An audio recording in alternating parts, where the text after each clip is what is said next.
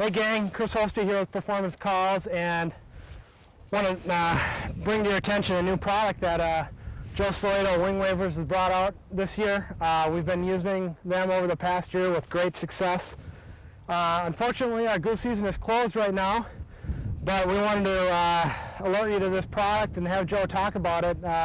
Joe's our guest. This is Joe Salato of Wing Wavers, and we're going to have him talk a little bit about his decoy and how it can help you kill more Canada geese. Hi, like Chris mentioned, my name is Joe Salato. I own a company called Wing Wavers Incorporated, and this is the General. This is a new product we launched last fall, and I'll tell you what, it's really done the job for us and many others, and I'd like to share with you some of the situations we use them in, and how you might want to rethink how you set your decoys out, having the motion out in your decoys. As you can see here today, we just have a small spread, but right in the middle of this spread we have our motion. This is sitting on a green headgear looker body, and we've adapted our system to it. Very easy to set up, and you just run your string back to your layout blind, and you can run that motion when you need it. And one of the things I like to bring to your attention, especially with this decoy, is timing is everything. And I'm going to go through when is a good time to flap it, when not to flap it. So I'm just going to go through a scenario what we typically do when we're hunting out in the field. One of the things I get asked a lot when people purchase my product is when to flap it, when not to flap it, how often should I flap it. And we're going to talk a little bit about that because, like I mentioned earlier, timing is everything. In a typical situation like this, if we're trying to traffic geese or I'm seeing geese off in a distance, I'm trying to get their attention. We may have 2-3 guys flagging, and we'll just do a nice steady flap like this on the bird, okay? And that's just to get their attention when they're off in a distance. Now, if we see birds that break off the flock and are coming towards us, now things change a bit. We've got their attention, they're seeing the other decoys. So what I typically like to do is hold the wings down. So now if we got geese coming in and they're still coming, all of a sudden they veer off a little bit and you need to coax them in a little bit more, then what I'll do is I'll raise the wings slowly and then 1, 2, 3, 4, and then hold them down again. That's when you see that big bird standing up, stretching his wings, and you see him go back down. And you'll see this, what it looks like from a distance in this bit we're doing.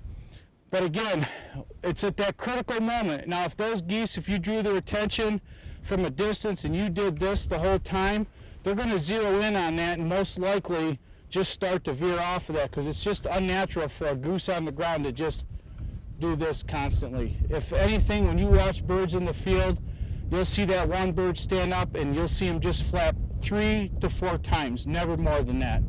Believe me, I've studied it enough, I know. So again, you always see that bird stand up and stretch 3 or 4 times. So that's what we want to mimic. The other thing, again, I mentioned about when I'm getting ready to flap, I want to raise the wings slowly, and then 1, 2, 3, 4. That's key. You don't want to do this. Don't do that as they're on the approach. You'll send them right the other way.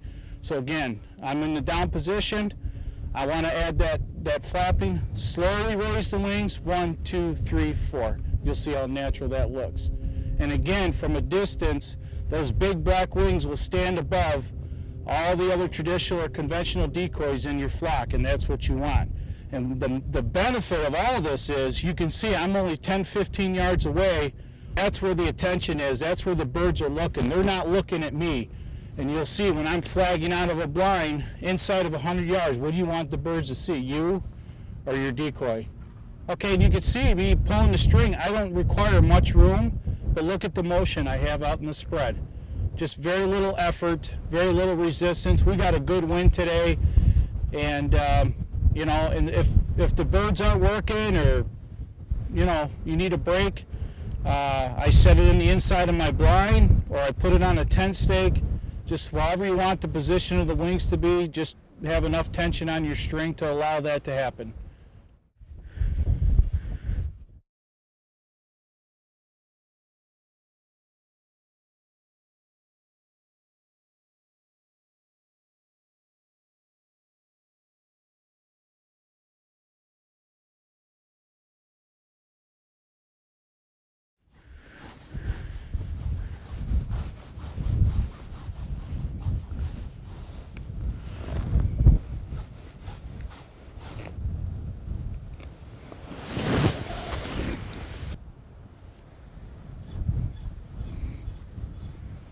Now they see it. That's what's going to grab their attention. Well, thanks a lot for showing us your new Decoy, and everybody can pick one of these up at performancecalls.com.